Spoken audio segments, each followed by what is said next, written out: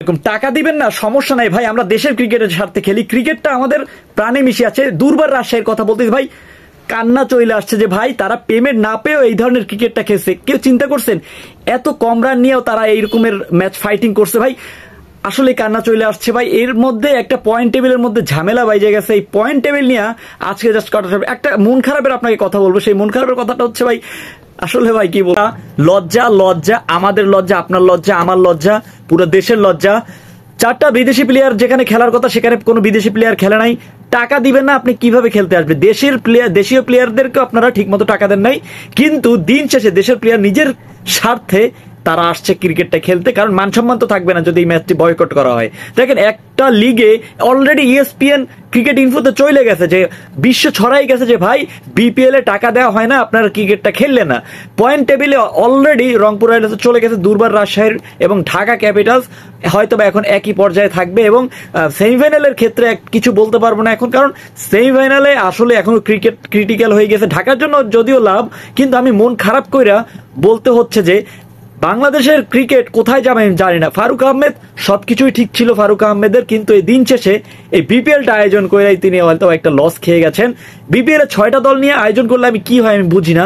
বিশ্বের প্রত্যেকটা south Africa বলেন, ILT20 বলেন, বিভিন্ন লিগে আপনার 6টা কইরা লিগ হয়, পাকিস্তান সুপার লিগও 6টা কইরা দল নিয়ে আপনার ক্রিকেটটা খেলা হয়। সো আজকের ম্যাচের পারফরমেন্স করতে কি বলবো, দুবার রাশির ফরেন প্লেয়ার এতটা ভালো না, তারপরও যে আপনার রায়ান বাল বলেন, মোহাম্মদ হারিস বলেন, তাদের মতো প্লেয়ার দরকার ছিল ভাই। তাদের মতো প্লেয়ার আপনি দেখেন, বুস্ট আপ যদি না হন, আপনি চিন্তা করতেছেন আমার টাকা দিবে কি দিবে না, সংসার বলেন, প্রফেশনালিজম আসে এই ঢাকা দুর্বার রাজশাহীর একটা খেলোয়াড়ের টাকা যদি না থাকে তাহলে আপনি কখনো এই খেলার প্রতি আপনি আকর্ষণ কিভাবে হবেন? এই মালিক বলছিল যে ভাই আমাদের বিপিএল হবে IPL এর থেকেও বেশি। ভাই ফাজলামতি কথাবার্তা আর বইলেন না। আপনি কোথায় ভাই কেউ জানে না, আপনার ধরলে হয়তো বা সব টাকা পয়সা অবশ্যই বের হবে, কিন্তু এই যে মান সম্মানটা ভাই হয়তো বা আর পাওয়া যাবে না। টু বি ভেরি অনেস্ট, এই মান সম্মানটা হয়তো আমরা হারিয়ে ফেললাম। একটা কথাই বলবো ভাই, আসলে পয়েন্ট টেবিলের তো যা হওয়ার হয়ে গেছে অলরেডি। আজকে বরিশাল এবং সিলেটের মধ্যকার ম্যাচে কোয়ালিফাই করে ফেলছে বরিশাল, ফরচুন বরিশাল।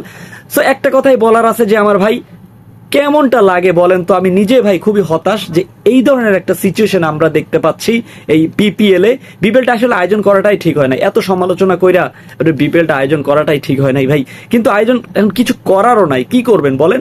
আমাদের তো ক্রিকেটটা দেখতে হবে, তাই না? দিন শেষে মার্কেটিং এর ব্যাপার আছে, সবকিছু মিলিয়ে দুর্বার রাশির এই ম্যাচ জেতার কোনো লক্ষ্যই ছিল না। আনামুল হক বিজয় বলেন, সবাই খারাপ করছে। তো খারাপ না করার কি কথা, এখানে রানও তো হবে না, কারণ এই মাঠে আপনি যদি আগেই বললাম চ্যালেঞ্জ ছুড়ে দিতে না পারেন তাহলে হবে না। সো আপনার প্রিয় দল কোনটি প্লিজ কমেন্ট করে জানাই দেন। তাসকিনের জন্য খারাপ লাগে, আনামুল হক বিজয়ের জন্য খারাপ লাগে যে হাইস্ট টেকার, উইকেট টেকার হইয়াও তিনি কিছুই করতে পারতেছে না। সো আপনার প্রিয় দল কোনটা এবং এই বিষয়টা আপনি কিভাবে দেখেন, কিভাবে মূল্যায়ন করেন, অবশ্যই আপনার মতামতটা দিবেন। আপনার মতামত, আপনি যেহেতু বাংলাদেশের নাগরিক, আপনার মতামত দেওয়ার অবশ্যই যোগ্যতা রাখে।